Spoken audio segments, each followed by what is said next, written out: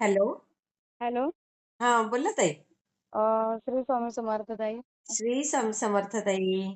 मग अ, म म्हणजे बोला की. अनुभव नव्हता शेअर करायचा मॅडम मला.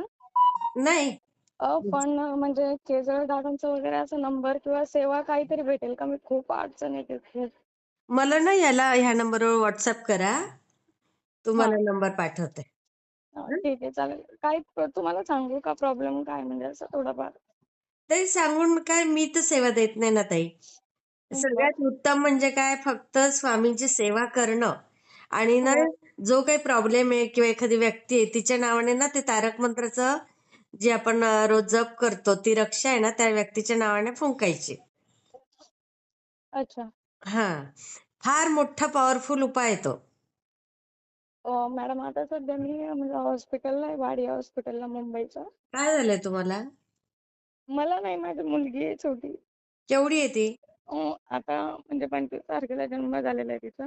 आत्ताच? आता 27 म्हणजे 1 महिना 2 ते 3 दिवसाची आहे हा हा. आणि NICU मध्ये व्हेंटिलेटरवर. काय झालंय तिला? म्हणजे आता ती मी 25 तारखेला म्हणजे तिचा जन्म झाला होता. हा अ, तर म्हणजे तिने बाथरूम केली होती.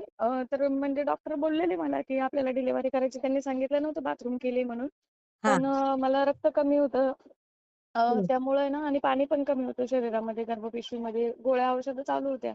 हा हा तर त्यांनी मला सांगितलं, की आपण काय करूया म्हणजे डिलिव्हरी सोमवार, मंगळवार किंवा बुधवारपर्यंत करूया असं. हा तर मग मी म्हटलं स्वामींचा गुरुवारचा वार आहे, आपण गुरुवारीच करूया. हा हा. मग मी 25 तारखेला सिझरिंगसाठी त्यांनी मला घेऊन गेले. सिझर झालं, मुलगी झाली. हा. आणि त्यांनी सांगितलं, की तिने बाथरूम केली होती, तर ती बाथरूम तिच्या पोटात गेली.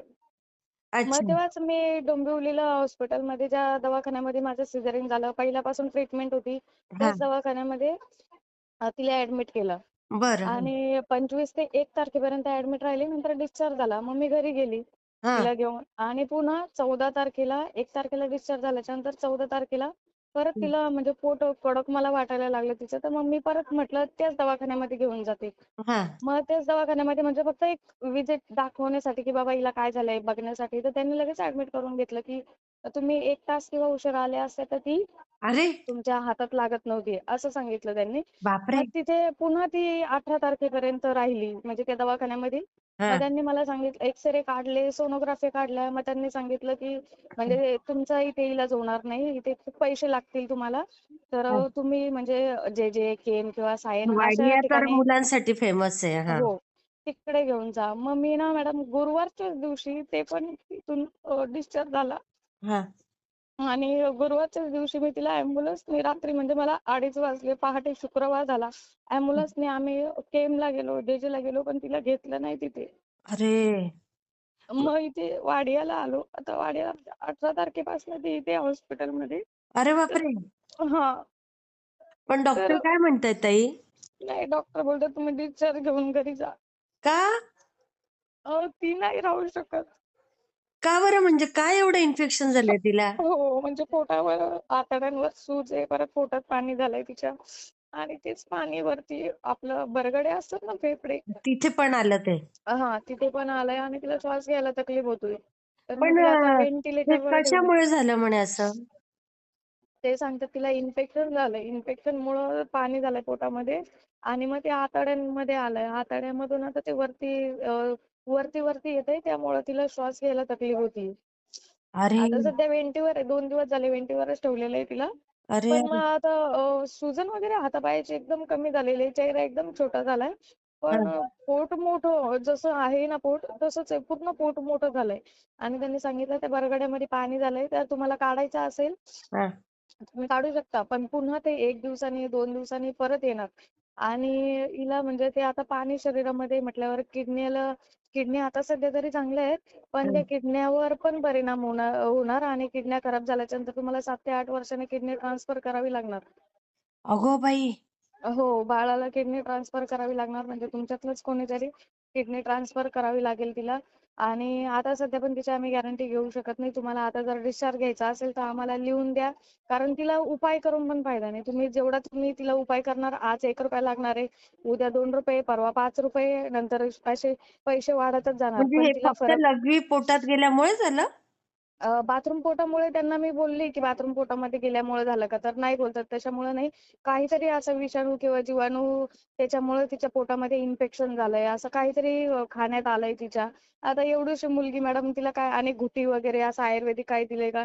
आणि मला काहीच नसेल अजून नाही दिलं. आणि कसं दे म्हणजे त्याच दिवशी मी सामान पण आणलेलं हां का मॅडम, पण मी दिलं नव्हतं ते. नाही आपण 6 म्हटलं जर मी माझ्या महिन्याचं मनात वाटलं असतं, की यार मी ते दिलं आणि खरोखर काहीतरी झालं म्हणून, पण मी तिला काहीच एक पण दिलेलं मग नव्हतं. ताई, ते आपण शेवटी 7व्या-8व्या महिन्यात सोनोग्राफी करतो, तेव्हा डॉक्टरांच्या लक्षात नाही आलं? मॅडम काहीच नाही. 5व्या महिन्यात पण नाही आणि 7व्या महिन्यात पण नाही आणि आता बोलतात आहे, की ती तुमचं आपलं अ, हे असेल जेनेटिक असेल.